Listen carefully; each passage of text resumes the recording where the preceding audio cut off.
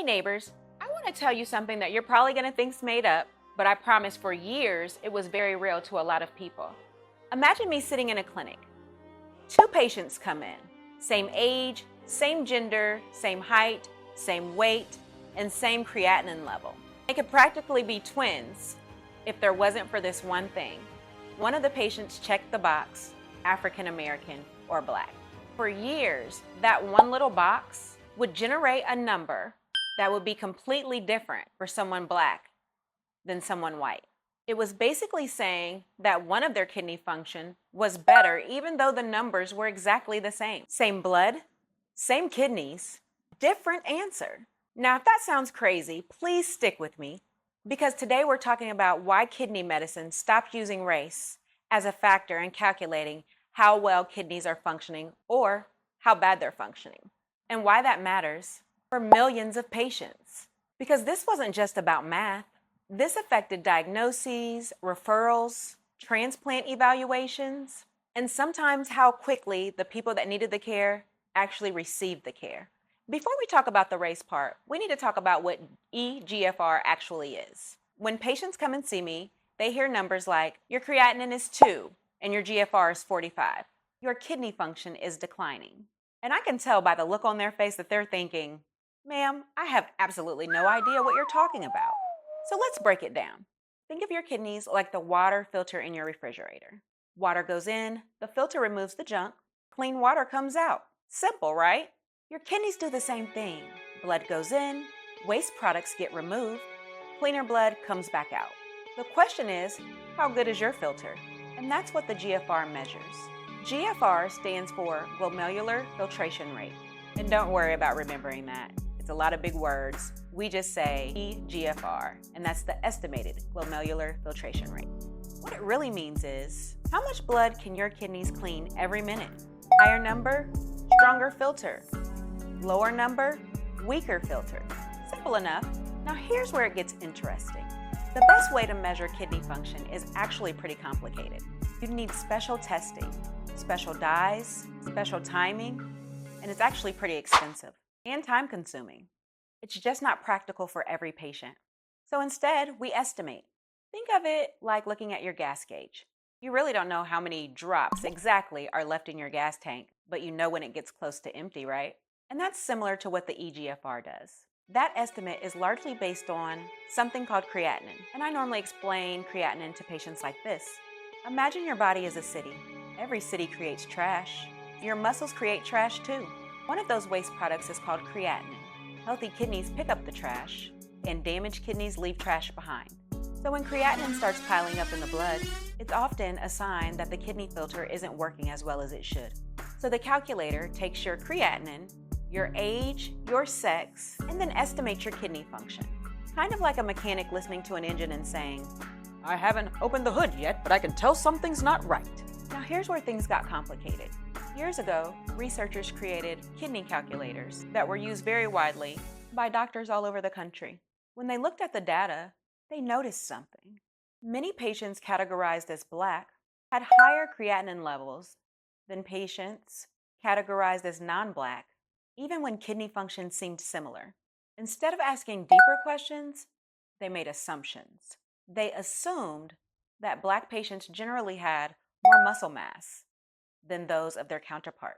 And when you think about more muscle mass, then of course their creatinine would be higher, because the more muscle mass, the more creatinine produced by those muscles.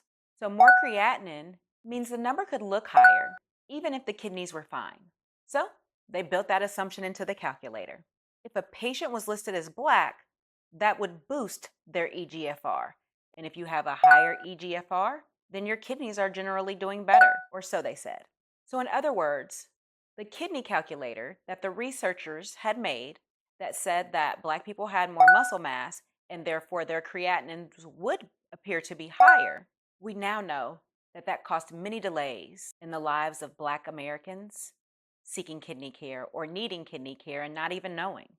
Imagine your own bathroom scale, and every time you stepped on the scale, just because Erica was weighing, it automatically subtracted 20 pounds. Not because it measured anything different, not because it checked body composition, just because it saw the name Erica. Would that make sense? Of course not. But that's essentially what happened. The calculator saw and adjusted the equation. The calculator saw race and adjusted the equation. The problem is, race is not a biological test. Race is a social category. There are Black Americans, Black immigrants, Caribbean populations, people from West Africa, East Africa, mixed race families, and countless combinations in between. That's a huge amount of diversity. Yet the calculator treated all of those people the same. And to make matters worse, race wasn't even always self-reported. Sometimes it was simply entered by whoever was doing the intake. Sometimes it was guessed. So now you've got a kidney calculation being changed based on a category that may or may not even have been accurate. That's where medicine started asking, wait a minute, does that even make sense? Because the consequences weren't theoretical. We're talking about real lives, real delays. These consequences, they were real. Let's go back to our two patients that we talked about earlier. Same kidneys, same labs, same disease, and one patient's kidney numbers get bumped up just because they're Black. Now their kidney disease looks less severe. Maybe not severe enough to diagnose. Maybe not severe enough to get a referral. Maybe not severe enough to talk transplant discussions. Maybe not severe enough to even trigger concern. Meanwhile, the other patient, they get these conversations earlier. And that's a problem. Here's how I explain it. Imagine two identical houses. Both have smoke in the kitchen. Both have the exact same fire starting. But one smoke detector is programmed to wait longer after it smells smoke before alarming. One family gets warned early. The other family, well, they don't get the alarm until the flames are bursting through the roof. And for many Black patients, that's what happened. The warning system activated later. Not because the disease was different, but because the calculator was different. And here's why this matters. Kidney disease, that is one condition where timing absolutely matters. The earlier I see you, the more options you have. The earlier we can control blood pressure, we can control diabetes, the earlier we can start talking protective medications. The earlier we educate, the earlier we can start talking about transplant discussions. And that significantly improves the outcomes of our patients, being able to educate and have these discussions earlier versus later. Because in kidney disease, late arrivals often have very few options. And a lot of people worry about genetics. Does genetics play a role? Well, yes and no. Genetics, they absolutely matter. But race and genetics are two different things. Think about a bookstore, and race is the sign hanging above the shelf, right? Genetics is what is actually written inside the books on the shelf. Two books in the library on the same shelf could have completely different stories. And that's why using race for a shortcut to genetics is very dangerous. Because if we're interested in genetics, let's actually measure them. Not guess, not assume. There actually are genetic variants that can affect kidney disease risk. One example is APOL1.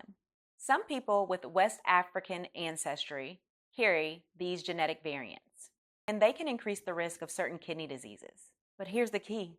Not every Black person has APOL1, and not everybody with APOL1 identifies as Black.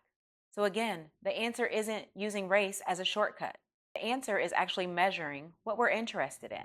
Eventually, kidney experts from all across the country looked at all of this and said, we have to do better. New race-free equations were developed. In labs, they began switching. Today, many labs no longer include race-related eGFR calculations. And that's a major shift in medicine. And honestly, I think it was the right move. Now, if you're Black and you notice that your eGFR dropped after your lab changed formula, don't panic. Your kidneys didn't just suddenly get worse overnight.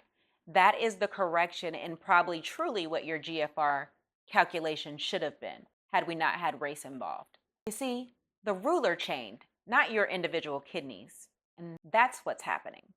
So if you have diabetes, high blood pressure, a family history of kidney disease, protein in your urine, next time you're at the doctor, ask, what specific equation are you using to measure my GFR? Is it race-free? What stage of kidney disease am I actually in? Should I be seeing a nephrologist? And if you're Black and have been told, oh, your kidneys are fine in the past, It's okay to ask if those numbers were based on the previously used race-based GFR calculation. That's not being difficult. That's making sure that you advocate for yourself. At the end of the day, this conversation isn't really about a calculator. It's about accuracy, it's about fairness, and it's about making sure that the right patients get the right care on time. I like to think of it this way. For years, we were using a GPS that had the roads drawn incorrectly. People still got where they wanted to go sometimes, but others got delayed. Some took unnecessary detours, some arrived late. Updating the equation is like updating the map. It's still not perfect, but it's definitely more accurate. And when you're thinking of something as serious as kidney disease, accuracy matters. If this video helped you understand your labs even just a little bit more, please make sure you subscribe. Every week I share videos on kidney disease, caregiver burden, and other chronic conditions. I'm Erica, the neighborhood MP. Thanks for hanging, and until next time.